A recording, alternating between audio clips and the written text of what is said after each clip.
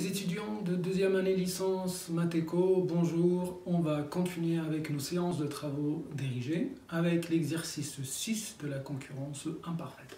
Dans l'exercice 6, nous avons deux entreprises en concurrence, c'est-à-dire on a un duopole avec une fonction de demande commune pour les deux qui dépend de la quantité produite par les deux entreprises et avec les fonctions cototal de chaque entreprise. Pour l'entreprise numéro 1, donc c'est 4x1 plus 10, et pour l'entreprise 2, c'est x2 au carré plus 5.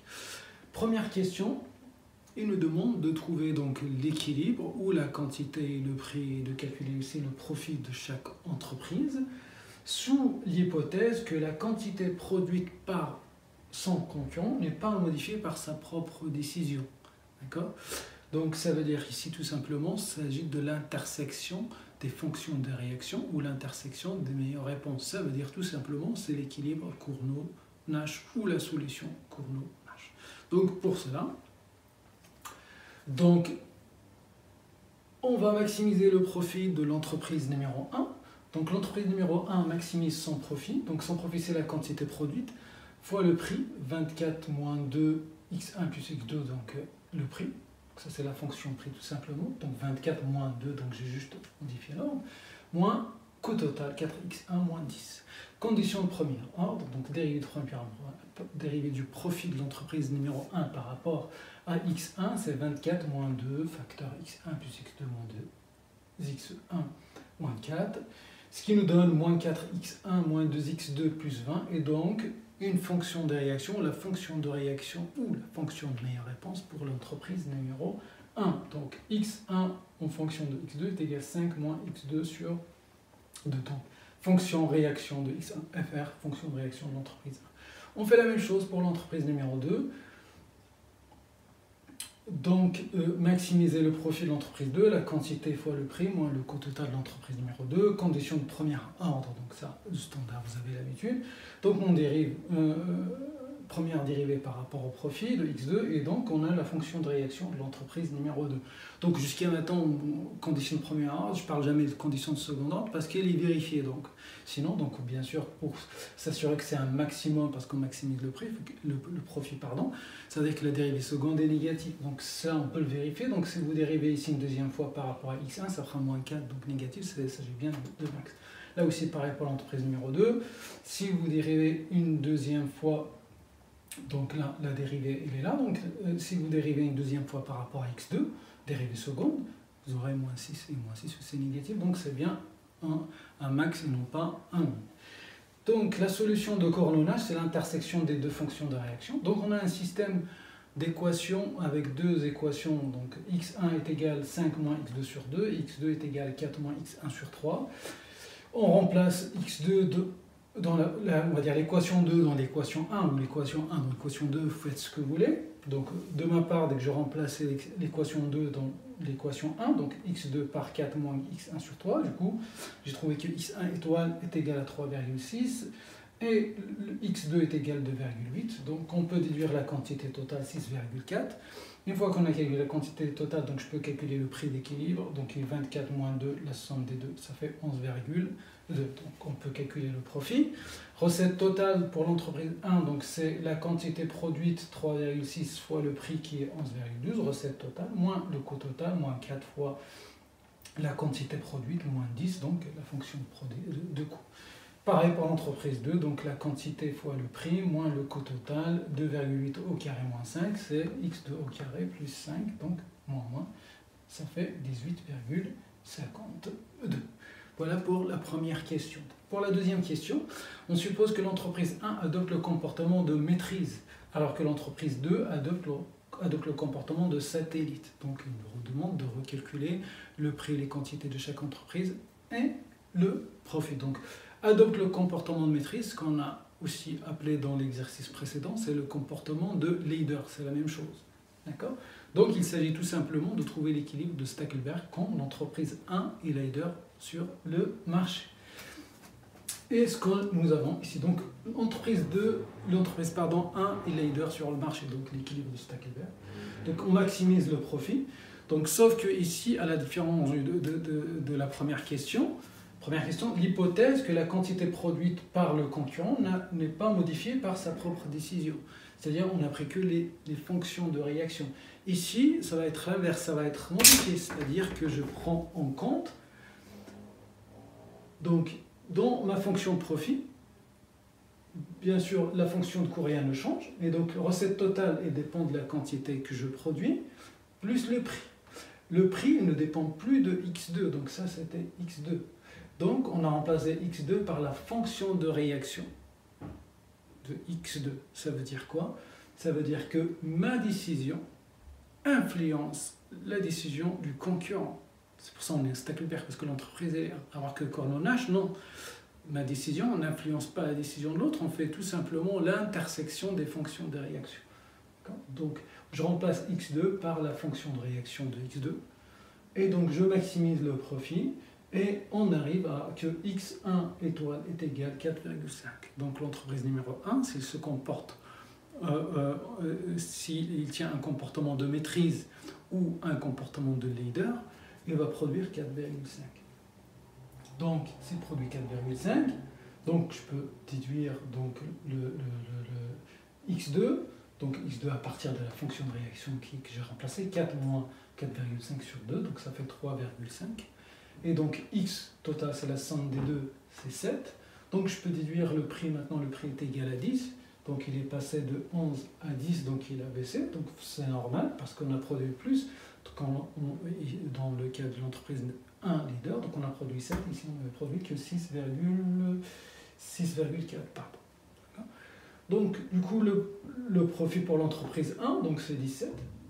Le profit de l'entreprise qui se comporte comme leader, donc de 17, et le profit de l'entreprise qui se comporte comme satellite est de 13,75. Donc si on compare les deux situations, forcément le profit de l'entreprise numéro 1 a augmenté, donc il est passé de 15,92 à 17, et le profit de l'entreprise numéro 2 a baissé, il est passé de 18,52 à 13,75. Troisième question, il nous demande la même chose, donc idem, l'entreprise 2 est cette fois-ci dominante. Donc là aussi, on essaie de changer le langage, dominante, satellite, maîtrise, leader, donc tout ça c'est la même chose, on est dans Stackelberg. Donc l'entreprise 2 est leader, donc on fait la même chose, donc, sauf que sa décision influence la décision. Donc sa décision va influencer la décision de l'entreprise numéro 1. Donc du coup, ici, ça se reflète par le remplacement de la fonction de réaction. Donc, il ne dépend que de x2. Donc on maximise le profit. Condition de première 1. Donc là aussi, on peut vérifier condition secondaire. Ça fait moins 4, donc on est bien dans le max. Donc on arrive à une production de l'entreprise numéro 2 de 3,5. x1 produit 3,25. La production totale 6,75, le prix est de 10,5. Le profit de l'entreprise 1, il baisse, il passe à 11,25. Donc il passe de 17 s'il est leader à 11,125 s'il est satellite. Et l'entreprise numéro 2, donc, il augmente son profit. Donc il passe de 13,75 s'il est satellite à 19,5 s'il est bien sûr dominante ou s'il est leader. Voilà pour la question numéro 2. Pour la question numéro 3, pardon, pour la question numéro 4, pardon, donc les deux entreprises vont se mettre d'accord, c'est-à-dire il y a entente, donc ils forment un cartel. Et donc, c'est ce que je vous ai dit dans l'exercice précédent, cartel, c'est la même chose que l'entreprise avec plusieurs usines ou plusieurs établissements. D'accord ? Donc la condition d'équilibre, c'est que le cartel il va s'arrêter de produire quand recette marginale égalise coût marginal.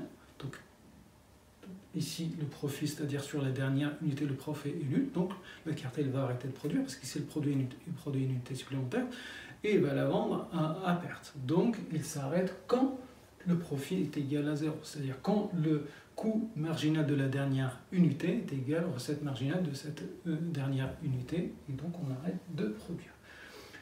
Deuxième condition, c'est que coût marginal de l'entreprise 1 égale coût marginal de l'entreprise 2, donc il s'égalise, est égal au coût marginal du cartel. Donc là aussi, le même raisonnement qu'on a fait pour l'entreprise et plusieurs usines, on commence à produire dans l'usine qui coûte moins cher, et à faire à mesure qu'on produit, donc le coût marginal augmente, et on va se déplacer la production vers l'usine numéro 2, et donc le coût marginal aussi va augmenter jusqu'à ce qu'il y aura égalisation des coûts marginaux des deux établissements, ici des deux entreprises. Donc coût marginal de l'entreprise numéro 1, donc 4x1 plus 10 c'est 4. Coût marginal de l'entreprise 2, donc ça fait 2x carré, 2x2, pardon. Et donc le coût marginal de le cartel, donc on peut déduire coût marginal de cartel, donc est égal à 4, égal à 2x2, donc est égal à 4, une constante. Donc j'ouvre une parenthèse, donc là, que ce soit pour l'exercice numéro 5 ou pour l'exercice numéro 6, on n'a pas le problème, toujours on a une entreprise où le coût marginal de l'entreprise est égal à une constante. Vous pouvez avoir, je ne sais pas s'il y avait ici 4x au carré par exemple, on aura 8x1. Et dans ce cas, je vous laisse revoir la méthode de résolution qu'on a vue avec l'entreprise à plusieurs établissements. D'accord ? Donc ici, donc, coût marginal, c'est simple quand un des deux est égal à une constante, donc coût marginal est égal à 4. Donc, on a le coût marginal, il nous reste à calculer recette marginale pour déterminer la quantité globale à produire. Après, on fait la répartition. Donc, recette totale, donc c'est le prix fois la quantité, et donc recette marginale, c'est 24 moins 4x.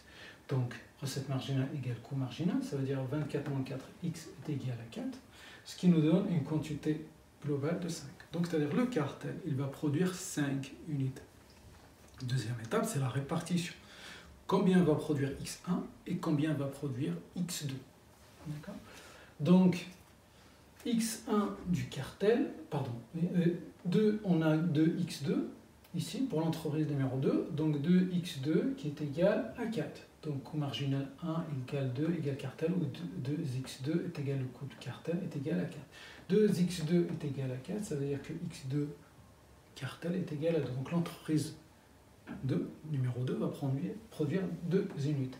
Et donc on peut déduire la production de l'entreprise numéro 1. L'entreprise numéro 1, c'est la quantité globale 5, moins ce qu'elle produit numéro 2, et on a ce que produit l'entreprise numéro 1, 3. Donc le prix dans ce cas est égal à 14. Le profit dans le cas de cartel, donc pour l'entreprise 1 est égal à 20, et pour l'entreprise numéro 2 est égal à 19. Donc voilà pour la question numéro 4. Là, donc je vais vous rajouter une comparaison entre les différents cas pour que vous voyez la différence.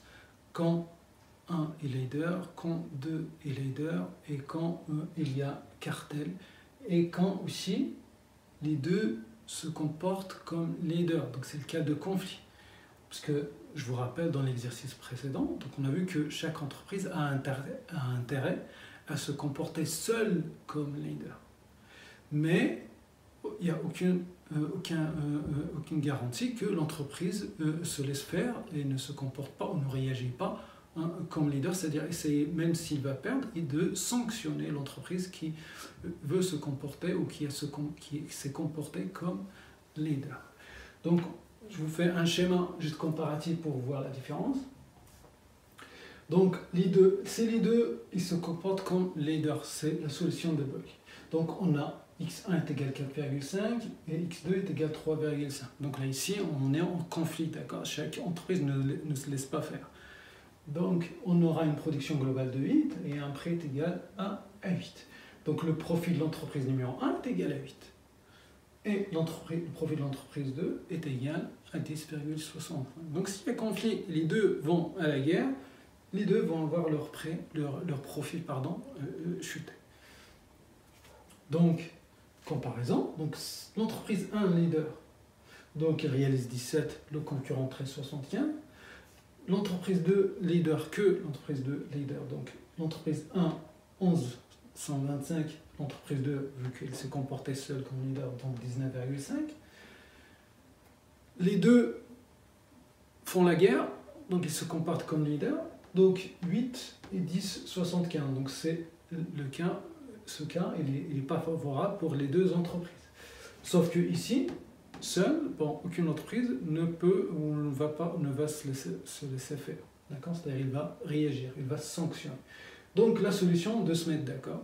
Ici, se mettre d'accord, donc le cartel d'entreprise 1, il va avoir son profit atteint son max, 20. Même il dépasse le cas quand il réagit comme seul, comme leader.